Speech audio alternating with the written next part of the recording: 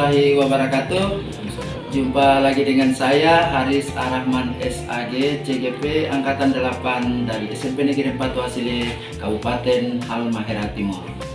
Salam guru penggerak, bergerak, tergerak, dan menggerakkan. Baik, pada kesempatan kali ini saya ditemani oleh rekan sejawat saya Pak Ais Yunus SPD terkait dengan pra supervisi kelas. Jadi pada kesempatan ini sebelum supervisi kelas, saya ingin berbincang-bincang sedikit tentang persiapan atau strategi pembelajaran di kelas nanti yang akan dipersiapkan oleh Pak Ais nanti. Baik, kita mulai ya Pak Ais. Apa kabar hari ini Pak Ais? Alhamdulillah baik. Sehat? Sehat. Baik, kita mungkin langsung saja ya Pak Ais. Dalam strategi pembelajaran nanti atau RPP atau modul ajar yang Pak Ais persiapkan nanti, kira-kira tujuan pembelajaran seperti apa yang Pak Ais siapkan? Oke, terima kasih Pak Haris. Jadi dalam proses pembelajaran sebentar ingin saya capai dalam proses pembelajaran itu, kebetulan karena ini pembelajaran ilmu pengetahuan manusia, maka yang dicapai adalah dua tujuan pembelajaran.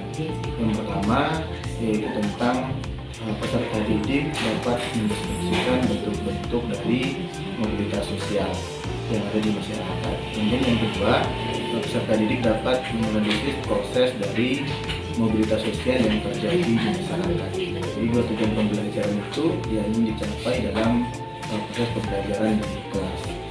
Oke, baik Pak Ais, itu tujuan pembelajarannya. Kemudian berikutnya kira-kira area pengembangan dalam kegiatan pembelajaran seperti apa? Ya, dalam proses pengembangannya tentunya pembelajaran ini yang pertama saya mengajak peserta didik tentunya mengamati dari buku paket itu, yang kedua tentunya mencari literatur dari internet dengan memanfaatkan Android yang mereka punya. Oke, baik, bagus sekali Pak Ais. Terus yang berikutnya kira-kira pembelajaran yang biasa Pak Ais persiapkan pasti ada diferensiasi dan komunikasi ya. Kira-kira diferensiasi kan biasanya ada diferensiasi konten, proses, dan produk. Apakah ketiga-tiganya itu Pak Ais gunakan sekaligus atau seperti apa? Ya, jadi dalam pembelajaran kali ini materinya tentang mobilitas sosial, tentunya ketiga-tiganya itu dimasukkan dalam rencana pembelajaran atau dalam belajar. Jadi ada produknya, kemudian ada prosesnya, kemudian ada kontennya yang ada di dalam proses pembelajaran itu. Jadi tentunya yang lebih awal adalah anak-anak itu disuruh untuk melihat bagaimana sih mobilitas sosial yang ada di masyarakat. Tentunya ketiga-tiga dalam pembelajaran diferensiasi itu masuk ke dalam rencana pembelajaran atau modul ajar yang saya siapkan. Oke, baik, luar biasa Pak Ais. Yang terakhir ya Pak Ais, untuk pertanyaan terakhir dari saya, rancangan pembelajaran ini kira-kira metode yang Pak Ais pakai untuk pembelajaran di sebentar nanti seperti apa? Jadi metode yang digunakan tentunya di situ ada diskusi, kemudian ada tanya jawab dengan anak-anak atau adik-adik di kelas. Tentunya ini untuk mengembangkan pengetahuan mereka tentang mobilitas sosial yang ada dalam proses belajar. Jadi tentunya kalau di situ kita lihat bahwa ada yang disebut dengan diferensiasi tadi yang sudah saya sampaikan. Kemudian metodenya adalah dengan tanya jawab atau dengan diskusi. Oke, baik, itu saja Pak Ais ya. Terima kasih atas waktu yang diberikan kepada saya terkait dengan pra ini. Setelah itu nanti kita ke kelas.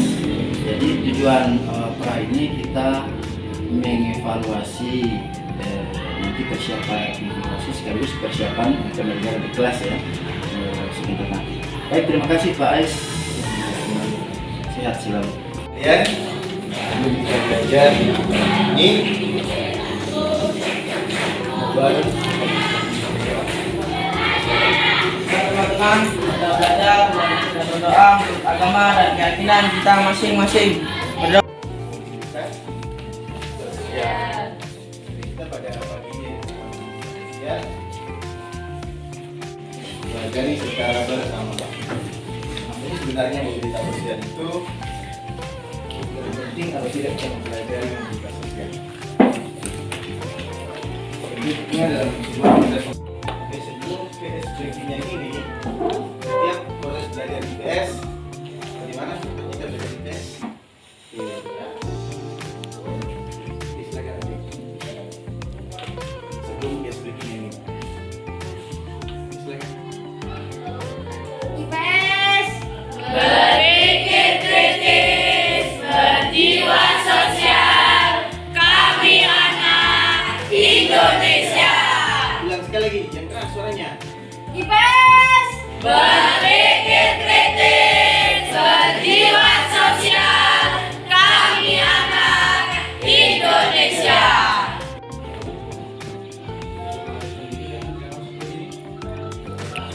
Laila, Rama, Tertunda, Rama.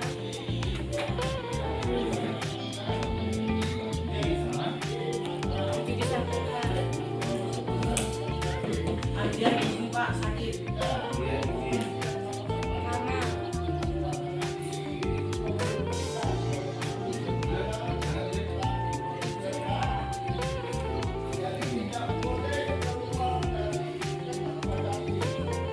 Belajar mengingatkan pada tadi bahwa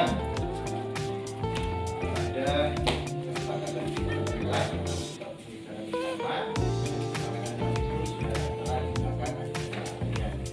Jadi poin di situ kita tindakan poin kesepakatan kelas di kelas 8 bagi agar pembelajaran kita lebih baik. Sabina.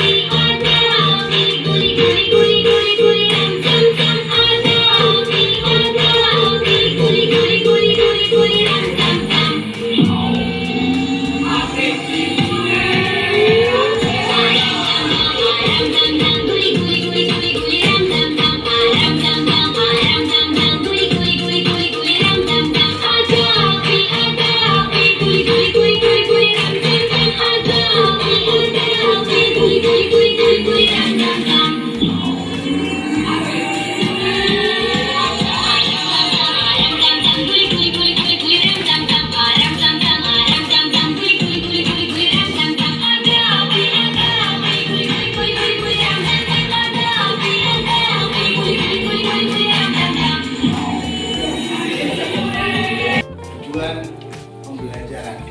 Ini tujuan pembelajaran kita di pagi ini. Di situ ada 2 poin. Yang pertama, tadi kita dapat mendiskusikan ya yang ada di masyarakat. Yang kedua, tadi dapat menganalisis proses mobilitas sosial yang terjadi di masyarakat. Kemudian, sebelum sampai pada materi ini, pada pertemuan lalu kita belajar materi apa? Sebelum aku jelaskan lebih jauh tentang mobilitas sosial ini, karena ada keterkaitan antara materi sebelumnya dengan materi hari ini. Apa? Anda harus belajar tentang apa? Tentang keragaman sosial. Apa ini? Ya, keragaman sosial aktivitas ekonomi masyarakat. Yang kita pelajari pada materi ini adalah tentang mobilitas sosial. Karena 2 hal itu contohnya. Kemudian mobilitas vertikal ke atas, contohnya apa? Mobilitas vertikal ke bawah, contohnya apa?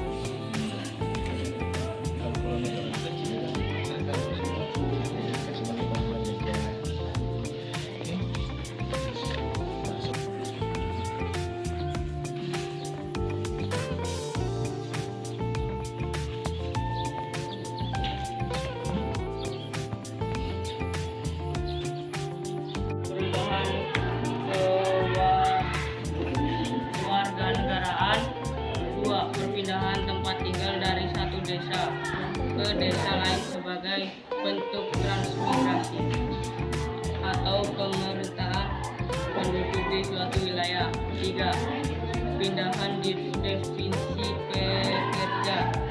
4. Pergantian profesi guru di sekolah. Jadi ketika berbicara tentang politik, maka tentunya ada kegiatannya partai-partai politik. Kalau berbicara tentang pendidikan, berarti ada tentunya organisasi-organisasi pendidikan yang ada di dalamnya. Ya, ada ekonomi juga. Dan yang berikut ada profesi. Sampai di situ ya. Sebelum dilanjutkan.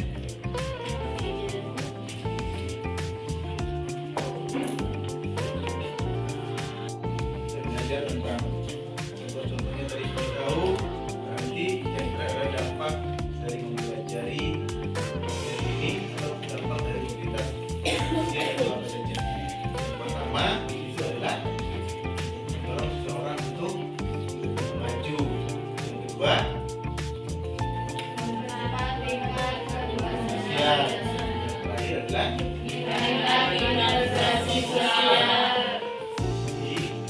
yang pertama mendorong seorang untuk lebih maju, yang kedua mempercepat tingkat kemajuan sosial, dan yang terakhir adalah meningkatkan integrasi sosial. Ini ada beberapa pertanyaan refleksi yang bisa dijawab oleh adik-adik sekalian. Ditulis sudah kertas ini. Apabila cukup, dua lima. Yang pertama, bagaimana perasaan adik-adik hari ini? Jangan ditulis, jangan ceritanya seperti orang muslim banyak ya. Yang kedua, menurut adik-adik apakah materi media sosial ini penting atau tidak? Yang berikut, setelah mempelajari materi media sosial, menjelaskan kembali apa sebenarnya media sosial. Terakhir adalah saluran-saluran yang tadi telah dipelajari. Serta ditulis di sini, biar adik-adik boleh menerapkan.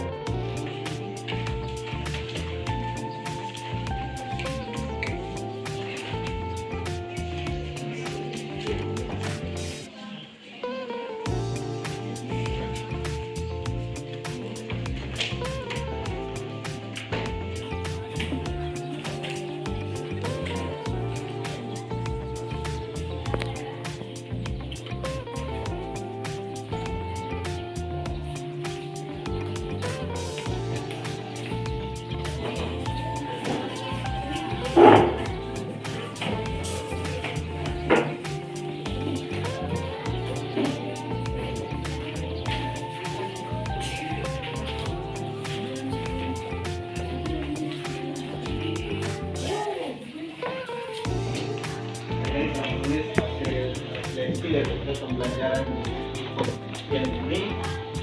Pertanyaan-pertanyaan refleksi yang tadi saya tanyakan, kemudian pertanyaan tentang perasaan, kemudian materi yang telah kita pelajari pada hari ini. Kemudian adik-adik nanti di pertemuan selanjutnya tolong dipelajari materi selanjutnya, yaitu tentang interaksi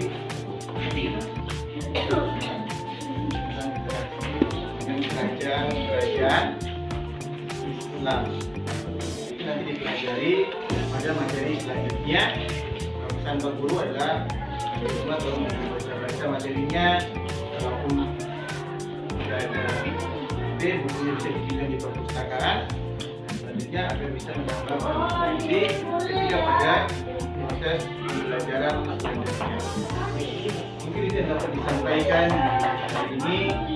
Kita bertemu lagi pada berikut. Mudah-mudahan semuanya sehat.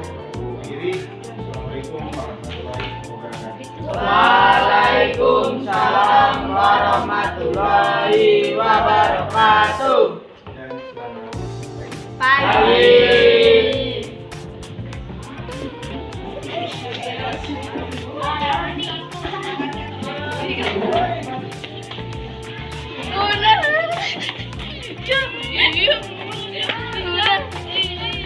Udah.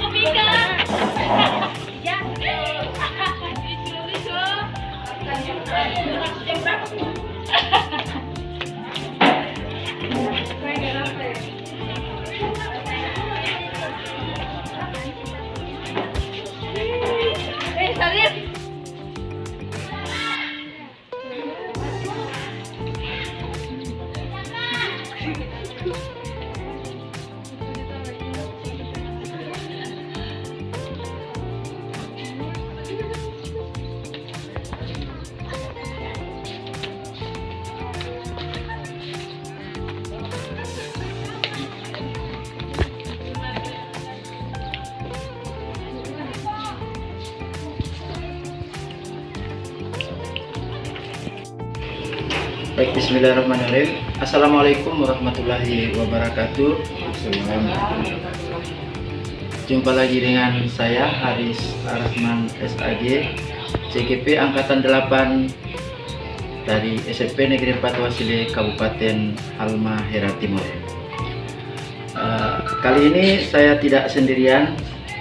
Saya didampingi oleh Ibu Eli Ernawati SPD dari selaku pengajar praktik dan Ibu Ida dari BGP atau Balai Guru Penggerak Provinsi Maluku Utara, dan rekan sejawat saya Pak Ais Yunus SPD selaku guru yang diobservasi. Alhamdulillah baru saja kita melaksanakan dua kegiatan, yaitu pra observasi dan supervisi akademik di dalam kelas. Nah, sekarang kita berada di pasca supervisi dan ditemani oleh atau didampingi langsung oleh pengajar praktik saya, yaitu Ibu Eli Ernawati SPD. Jadi mungkin sebelum saya langsung coaching dengan rekan sejawat saya, yaitu Pak Ais Yunus, mungkin ada beberapa hal yang perlu disampaikan oleh pengajar praktik Ibu Eli. Saya persilakan. Terima kasih atas kesempatan yang diberikan. Sebelumnya Assalamualaikum Bapak dan Ida. Pada kesempatan hari ini saya di sini untuk menemani Bapak Haris sebagai CGP saya Akan berakhir dalam proses The break time will be ended in 5 minutes. nanti di sini nanti sebentar Bapak Haris akan menyampaikan coachingnya bersama Pak Ais, itu mengenai hasil observasi selama Pak Ais mengajar. Mungkin dari saya diharapkan nanti Bapak Haris melakukan penilaian dengan objektif sesuai yang Pak Haris sudah amati. Saya terima kasih sebelumnya. Assalamualaikum. Ya, Waalaikumsalam warahmatullahi wabarakatuh. Baik, terima kasih Bu Eli, pengajar praktik. Baik, kita mungkin coaching dengan Pak Ais selaku guru yang diobservasi. Mungkin sebelumnya saya sampaikan tujuan diadakan observasi ini untuk mengevaluasi proses pembelajaran di kelas tadi yang baru saja kita selesai menyelesaikan, kemudian tindak lanjut ke depannya, Pak Ais ya. Mungkin saya ada sedikit pertanyaan buat Pak Ais. Apa kabar Pak Ais? Seru tadi ya, mengajar luar biasa tadi mengajar tadi ya. Dari hasil pantauan tadi saya ada beberapa pertanyaan. Pertama, kira-kira perasaan Pak Ais ketika mengajar tadi seperti apa? Ya, Pak Haris, terima kasih. Pada saat saya mengajar tadi, ya tentunya karena sesuai dengan bidang studi, saya merasa senang dalam proses belajar itu saya bisa memberikan berbagi pengetahuan yang adik-adik saya dengan anak-anak saya di kelas 8A. Baik, tentunya siswa juga antusias dan gembira tadi Pak Ais ya. Oke, yang berikut, adakah hal-hal yang sudah baik dari pembelajaran yang sudah dilakukan tadi? Ya, hal yang baik selama proses pembelajaran tadi yang saya amati, tentunya peserta didik sudah lebih antusias dalam artian bahwa sudah bisa mencari apa yang diinstruksikan oleh guru. Misalnya dalam pertanyaan-pertanyaan yang diberikan dalam LKPD, peserta didik sudah lebih antusias. Nah itu sehingga tentunya pengetahuan mereka lebih berkembang. Demikian. Oke, kira-kira yang saya pantau dari pembelajaran tadi sampai akhir tadi, kira-kira ini skala ini dari skala 0 sampai 10 kira-kira Pak Ais berada di posisi mana?